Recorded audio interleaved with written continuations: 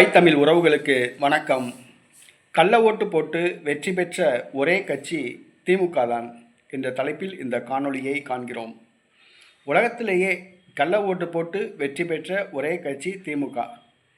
இதற்கு உதாரணம் ஈரோடு கிழக்கு இடைத்தேர்தல்.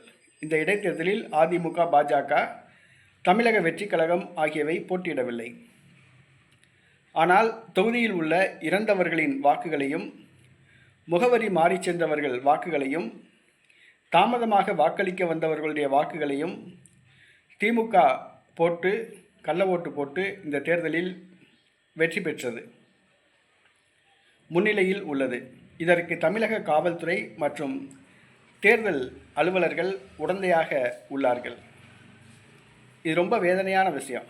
உலகத்திலேயே கள்ள ஓட்டு போட்டு வெற்றி பெற்ற ஒரே கட்சி எதுன்னா திமுக தான்.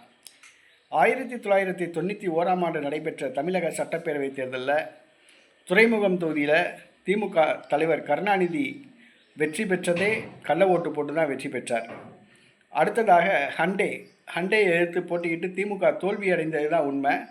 ஆனால் அந்த தேர்தலிலும் ஹண்டே விட்டு கொடுத்தாருன்னு சொல்கிறாங்க, இல்லை திமுக கள்ள ஓட்டு போட்டு தான் ஜெயிச்சாருன்றாங்க. ஆக கள்ள ஓட்டு என்பது திமுகவுக்கு கைவந்த கலை. அதிமுக, பாஜகவை விட தமிழ்நாட்டில் திமுக தான் கள்ள ஓட்டு போடுவதில் கைதேர்ந்த ஒரே கட்சி.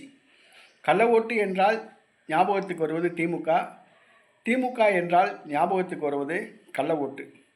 இன்றைக்கி ஈரோடு கிழக்கு இடைத்தேர்தலில் வாக்காளர்களுக்கு 5000 ரூபா பணம் பட்டுவாடா பண்ணுவாங்க. பட்டு சேலை கொடுத்தாங்க, பட்டு வேட்டி கொடுத்தாங்க, எவர் சில்வர் குடம் கொடுத்தாங்க, வெள்ளி கொலுசு கொடுத்தாங்க, சிக்கன் பிரியாணி போட்டாங்க, மட்டன் பிரியாணி போட்டாங்க.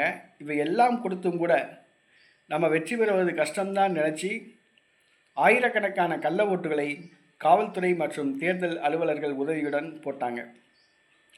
இந்த திமுகவின் வெற்றி அல்ல, இது திமுகவின் மானங்கெட்ட வெற்றி. இந்த வெற்றி பெற்றதுக்கு அவங்க தூக்கு போட்டு சாகலாம், உண்மையிலேயே சொல்லலாம், விஷம் குடிச்சு சாகலாம், அதான் உண்மை. திமுகவின் வெற்றி ஒரு மானங்கெட்ட வெற்றி. ஒரு மானங்கெட்ட வெற்றியை திமுக பெற்றிருக்கு.